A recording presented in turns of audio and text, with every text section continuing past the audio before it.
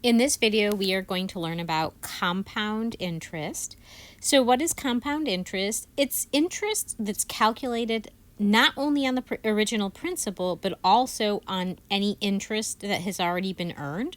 So basically, compound interest is when you earn interest on interest.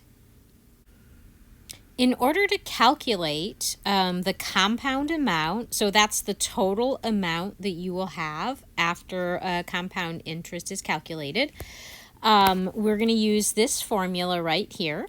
Okay, so remember A is for the future value, also known as the maturity. A here, as I just said, is the future maturity value. So the total that's going to be in your account after all the interest is earned. Or if this were a loan, it would be the total that you borrowed and paid for borrowing the money. R is the annual interest rate, so that's per year.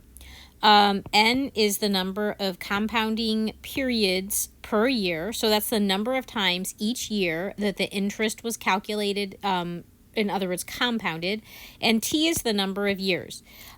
So going back to the number of compounding periods, if the interest is compounded once a year or annually, N will be equal to 1. If you are told that the interest is compounded semi-annually, so that means twice a year, N will be 2. Quarterly means it's compounded 4 times a year, so that's 4. Monthly means 12 times a year, so that means that the interest is calculated 12 times each year and you earn interest on interest. If it's done daily, you can use 360 or 365. So remember, 360 is the ordinary method, 365 corresponded to the exact method. So let's do a quick example. So if you deposit $20,000 into an account that earns 8% interest, compounded semi-annually, so that means the interest is going to be compounded 2 times each year. How much is in the account after 3 years? So how much interest is earned? So let's bring out our handy formula. So this is telling me that the compound amount is equal to the principal times 1 plus the rate divided by the number of compounding periods, and we're going to raise that to the n times t power. And so let's substitute what we have here. The principal is $20,000, so that's what you start with. And the interest rate is 8%. Remember to write that as a decimal. And the number of compounding periods, so semi-annually, that means compounded twice a year. And then we have n, once again, times 3 years. Okay, so I'm just going to simplify this a little. So I still have my $20,000 times 0.08. So I've got to do this first. So that's 0.04. Then I'm going to multiply these guys, and I have 6. This is 20,000 times 1.04. So now I'm going to do the addition, raised to the 6th power. Now, if I put that in my calculator, I don't want to do any rounding or shortcuts. I'm going to put that into my calculator, and I get 25,306.3803 ... So since this is money, I'm gonna round to 2 decimal places. So I look at the 8 and I see that there's a 0 to the right. So I'm just gonna leave it as an 8. I'm not gonna add 1. So this means that the compound amount, or the future value or maturity, so the total amount in my account after 3 years is going to be $25,306.38. So how much interest was earned? Well, the principal, the amount we started with, was $20,000, and the amount we ended up with was $25,306.38. So that means the interest that we earned was $5,306.38. So that's after 3 years. So now we're going to talk about the present value formula, and it's the same formula as we used before, except for we're going to solve it for P, the principal. And it's used in the following situation, that let's say you know how much money that you want to have in the future. And your big question is, well, how much should I invest? So the present value of an investment is the original principal invested before any interest is earned. So the present value is used to determine how much money must be invested today in order for an investment to have a specific value at a future date. So you know the specific value that you want to have in the future. How much are you going to invest now to make that amount of money? So that's what we call the present value. It's just a different perspective. So let's do a quick example. How much money should be invested in an account earning 7.2% interest, compounded quarterly? Okay, so that's n equal 4. Interest will be calculated 4 times a year in order to have $50,000 at the end of 20 years. So let's suppose you want to retire, you want to have $50,000 in this account, and you plan to retire in 20 years.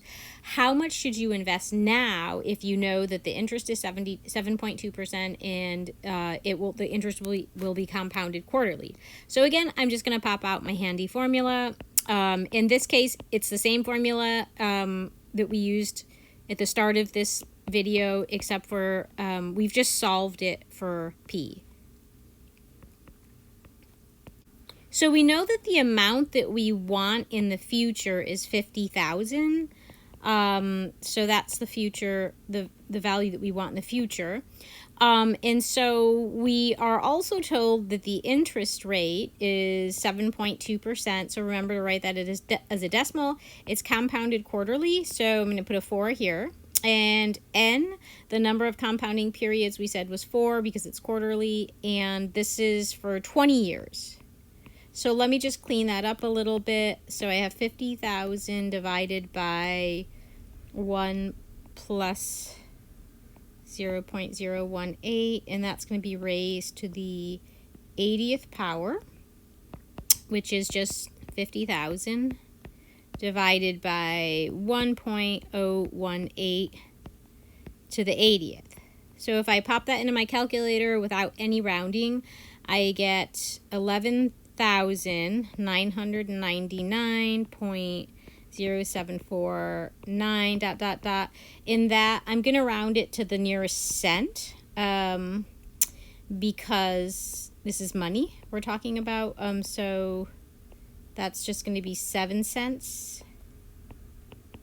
So that's how much I have to invest about $12,000 today if I want to have $50,000 in 20 years at a 7.2% interest rate. So unfortunately, when we invest money, even when we're accruing interest, we also have to think about inflation, which kind of works against us. So inflation is an economic condition during which there are increases in the costs of goods and services. So inflation is calculated using the same procedure as compound interest. Do a quick example. Suppose your salary is $40,000 in 2025. Assuming a 3% rate of inflation, what salary must you earn in 2035 to have the same purchasing power? So we're going to again use the compound interest formula. Okay, so here we go. So we're going to use the compound amount formula. And so I'm going to think about my original salary is behaves like the principal. And so we have 1 plus 0.03 over... with inflation, just to keep things simple, I'm going to assume n is equal to 1 so that it is compounded annually. So I'm just going to have a 1 here, and then a 1 times, and then there's a 10-year time period that elapsed. So this gives me 40,000 times 1.03 to the 10th power. And if you pop that into your calculator, you have 53,756.6551 ... And if we round that to 2 decimal places, the nearest cent, so the 100th place, so there's a 5 to the right, so I'm going to add 1 to this 5 here. And this is approximately the salary that we would need in $2,035 to be able to purchase the same things we purchased today with a $40,000 salary.